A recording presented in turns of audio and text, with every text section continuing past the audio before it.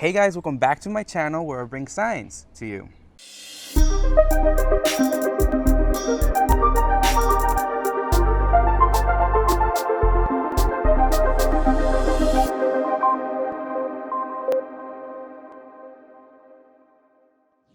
Today we're going to be talking about an update on my carnivorous terrarium.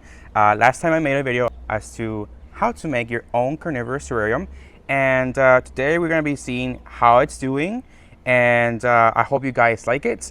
So before we start with the video, I would like to first say that this channel will be consisting about several things. First, I'll have like a series of plants, another series of scientific software, as in like how to use it, pretty much like reviews for scientific software.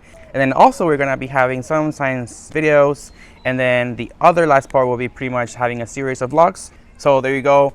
This channel will be pretty much pretty diverse, and so in my mind I'm like, why not have one for all? Without further ado, let's go ahead and start with the video.